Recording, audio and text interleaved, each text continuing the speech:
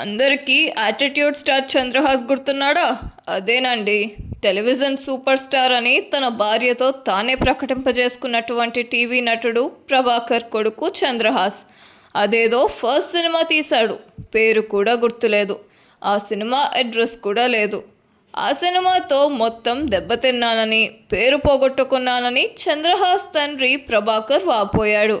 అయినా తగ్గేదేలే అంటూ మొత్తానికి ఏ ప్రొడ్యూసర్ని మోటివేట్ చేశాడో కానీ బరాబర్ ప్రేమిస్తా అనే సినిమా తీశారు. ఈ సినిమా ప్రీ రిలీజ్ ఈవెంట్ హైదరాబాద్లో జరిగింది. ఈ సినిమాలో hero trolling star, attitude star అయినటువంటి ప్రభాకర్ కొడుకు జూనియర్ యాటిట్యూడ్ స్టార్ చంద్రహాస్. ఎంత ట్రోలింగ్కు గురైనా తనలో యాటిట్యూడ్ మాత్రం తగ్గలేదు. బరాబర్ తను యాటిట్యూడ్ స్టార్ అని మరోసారి ప్రూవ్ చేసుకున్నాడు. ఈసారి 4 ఆకులు ఎక్కువే చదివాడు. స్టేజ్ మీద, స్టేజ్ కింద మహిళలు ఉన్నారు, పెద్దవారు ఉన్నారు, తల్లిదండ్రులు ఉన్నారు. ఇతనికేమో సరిగ్గా 20-22 ఏళ్ల కంటే ఉండదు. తానే సొంతంగా లిరిక్స్ రాసుకొని ఒక బూతు పాట పాడాడు. ఆ బూతు పాట కూడా వినటానికి అత్యంత జుగుప్సాకరంగా ఉంది.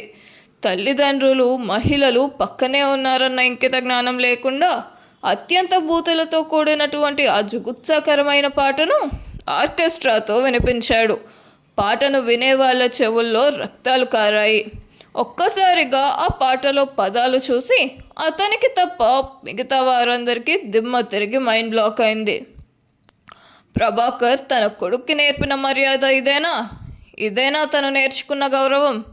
సమాజంలో వ్యక్తులు నవ్విపోతున్నారన్న కనీసం సిగ్గు కూడా లేకుండా ఉచ్చరించడానికి వీల్లేని భాషలో ఉన్న పాట పాడి అందరితో ట్రోలింగ్ ఎదుర్కొంటున్నాడు. అంతేకాదు, తనను బూతు పాట పాడొద్దని ప్రశ్నించిన బిగ్ టీవీ జర్నలిస్ట్ అశోక్ను బెదిరిస్తూ వీడియో తీశాడు.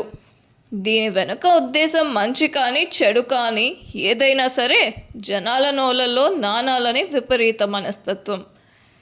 మామూలుగా చెప్పాలంటే బరాబర్ ప్రేమిస్తా అనే సినిమా పేరు ఎవ్వరికీ తెలీదు.